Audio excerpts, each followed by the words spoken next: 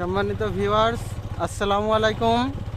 আমরা এই মুহূর্তে আছি কুষ্টিয়া জেলার মিরপুর উপজেলা কাকিলাদহ মালিহাদ মাগুরা ঈদগাহ এবং গোরস্থান সংলগ্ন একটি রাস্তাতে, যে রাস্তাতে এখনও পিচ ঢালা হয়নি, শুধুমাত্র ইটের লাল খোয়া পেড়ে রাখা হয়েছে।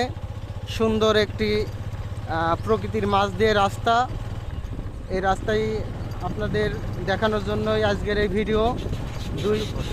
দুই পাশে সবুজ ফসলের মাঠ, মাঝে মাঝে তাল গাছের সারি সারি তাল গাছ আপনারা দেখতে পাচ্ছেন আমাদের ভিডিওর মাধ্যমে।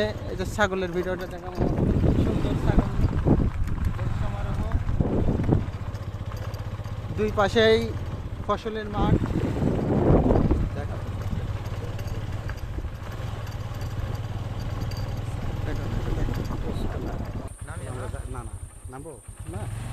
আমরা এই পথের মধ্যে একটি বিপজ্জনক জায়গায় এসে পৌঁছে গেছি, ভাঙা ব্রিজ। এখানে যে কোনো সময় দুর্ঘটনা ঘটতে পারে। আমরা খুবই রিস্কের ভিতর দিয়েই এখানে দিয়ে যাচ্ছি, যে কোনো সময় একটি দুর্ঘটনা ঘটতে পারে। আমরা পার হয়ে গেলাম ভাঙা ব্রিজটা। তবে এই জায়গাতে একটা লাল,